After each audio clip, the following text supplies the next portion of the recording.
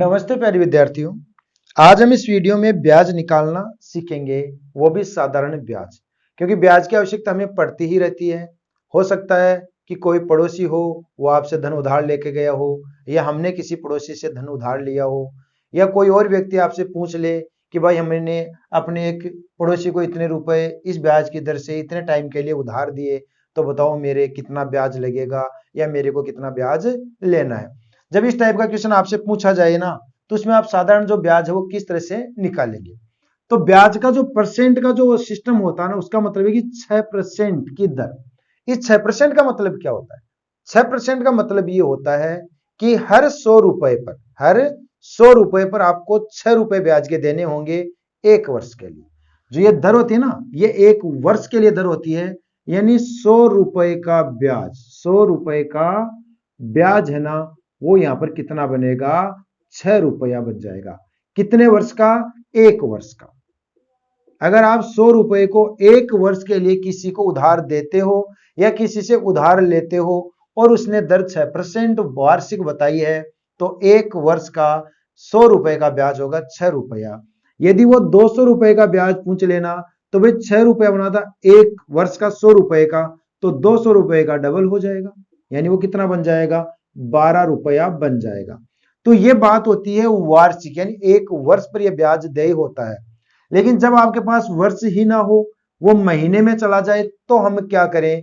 तो वहां पर आपको क्या करना है कि उस महीने को वर्ष में कन्वर्ट कर लेना, वर्ष में चेंज कर लेना है। अब महीने को वर्ष में चेंज करने के लिए आपको क्या करना पड़ेगा कि जैसे आपके पास है 7 महीने, तो 7 माह को अपन वर्ष में बना लेते हैं, इसमें 12 का भाग लगा करके, तो 7/12 वर्ष हो जाएंगे। अब आप कहोगे कि 12 का भाग देने से ये वर्ष कैसे बना?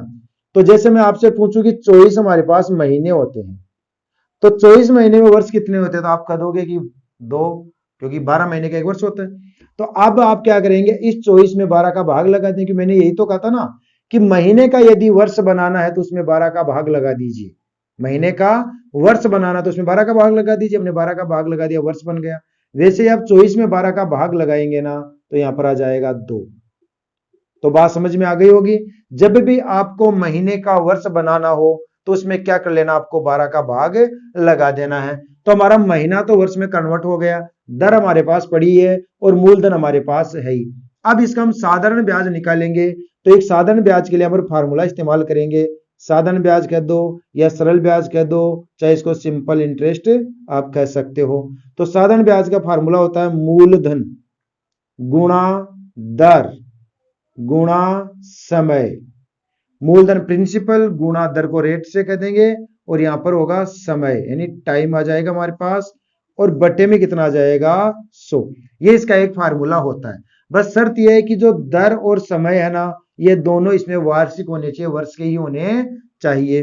तो मूलधन आपको कितना दिया था प्रश्न वाले ने? जो धन आपने उधार दिया था या उधार लिया था, तो वो तो 1650, गुणा दर कितनी बताई गई थी? 6, तो यहां पर आ जाएगा 6। और समय कितना था? समय तो 7 महीने थे। लेकिन मैंने अभी कहा कि ये जो फार्मूला है ना, वो महीने के लिए नहीं बना, ये किसके लिए बना है? वर्ष के लिए बना है। तो आपको इस महीने को वर्ष में बदल लेना था, और 7 महीने का जब हमने वर्ष बनाया ना, तो वर्ष कितना बन गया था? 7/12। तो यहां पर आप लिखोगे 7/12। बट्टे का मतलब ये जो बट्टे का निशान इसके नीचे आ जाएगा इस तरह से। और बट्टे में तो पहले से कितना था? 100, तो 100 को भी अपन यहां रख लेंगे। तो 100 के और 12 के बीच में जो चिन्ह है ना, वो यहाँ पर किसका रहेगा? गुणा का यहाँ पर निशान आप लगा देंगे। अब इसमें से जितनी संख्या कट रही है उनको तो काट दो, बाकी का अपन भाग लगा देंगे। तो देखो 6 और 12 यहाँ पर आराम से कट जाएंगे। 6 का फाड़ा बोलेंगे तो देखो 6 एकम 6, और 6 का भाग 12 में जाएगा 2 बार, 6 दूनी 12, पूरा पूरा चला गया। फिर आप 1 जीरो से इसकी 1 जीरो भी काट पाएंगे। अब यहां हो गया 165। 165 में और 10 में, इन दोनों में आप भाग लगा सकते हो किसका? 5 का, पूरा पूरा। क्योंकि वे संख्या है जिनमें इकाएकांक 0 हो या 5 हो, उनमें 5 का भाग पूरा पूरा चला जाएगा। तो 10 में आप जब भाग लगाएंगे ना किसका? 5 का, तो इसको 2 बार काट देगा, 2 पंजे 10। अब 5 का भाग आप इसमें भी लगाएंगे, तो पहले तो हम 16 में 5 का भाग लगाएंगे ना, तो वो जाएगा 3 बार, क्योंकि 5 थी 15, बचेगा कितना? 1 को दे देंगे 5, तो 1 और 5 यहाँ पर फिर 15 हो जाएगा, 15 में जाएगा कितनी बार, 3 बार, तो यहां आ गया 33। अब नीचे रह गया 2 और 2, ऊपर कौन रह गया 33 और 7।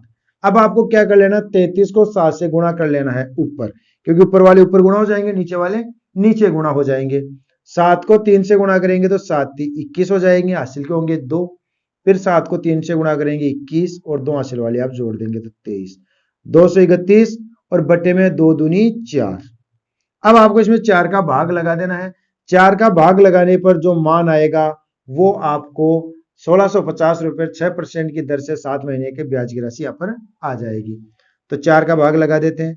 4 का भाग 23 में जाएगा 5 बार, 4 पंजे 20, बच्चे कितने 3, 3 और 1 हो गई 31। 31 में आप 4 का भाग लगाएंगे ना तो 7 बार जाएगा, 4 संते 28, बस तो फिर भी 3 गई, लेकिन अब आगे अंक तो है नहीं, पॉइंट आ गया तो इस पॉइंट को अपन यहाँ उतार लेंगे। पॉइंट को यहाँ उतारते आपको 0 मिलेगी 30, और 30 में 4 का भाग फिर 7 बार चला जाएगा, 4 संते 28, बचेंगे 2, मिलेगी 0 20, 4 पंजे 20। तो 57 रुपए और 75 पैसे आपको यहाँ पर ब्याज के प्राप्त होंगे जब आप 1650 रुपए 6% वार्षिक की दर से 7 महीने के लिए ब्याज पर दोगे तो आपको ये वाली राशि है ना ब्याज पर प्राप्त हो जाएगी। एक क्वेश्चन हम और देख लेते हैं, जो भी कोई प्रॉब्लम हो वो शायद आपकी वहां दूर हो जाएगी। बाकी आप कमेंट करके जरूर बताइएगा कि आपको वीडियो कैसा लगा, क्वेश्चन अच्छा समझ में आया कि नहीं आया।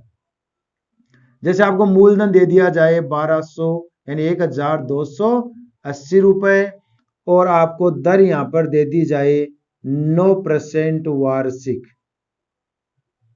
दर कितनी दे दी जाए 9% वार्षिक, और समय आपको अब की बार दे दिया गया 1 वर्ष और 4 महीने, 1 वर्ष और 4 महीने। जबकि मैंने आपको पहले कहा था कि यहां पर जो टाइम है ना वो वर्ष में ही काम करेगा, तो 1 वर्ष तो सही है लेकिन 4 महीने यहां पर सही नहीं है। इसको वर्ष में बनाने के लिए देखो 1 वर्ष में कितने महीने होते हैं 12, 4 महीने और मिल गए, तो 1 वर्ष और 4 महीने में टोटल महीने कितने बने 16। अब 16 महीने इसका वर्ष बनाना तो भाई 12 का भाग लगा तो वर्ष में चेंज हो जाएगा ना, तो समय बराबर आप लिख लेंगे यहां पर 16/12 वर्ष, और 16 और 12 आराम से यहाँ पर किससे कट जाएंगे, 4 से कट भी जाएंगे, 4 से काट दो तो 4 × 12 और 4 × 16, यानी समय की जगह हम काम में लेंगे 4/3 वर्ष, और दर तो पहले ही वार्षिक थी। अब निकाल लीजिए इसका सिंपल इंटरेस्ट, सरल ब्याज। सरल ब्याज के लिए फार्मूला इस्तेमाल करेंगे अपन, principal into rate into time, मूलधन गुणा दर गुणा समय बट्टे 100।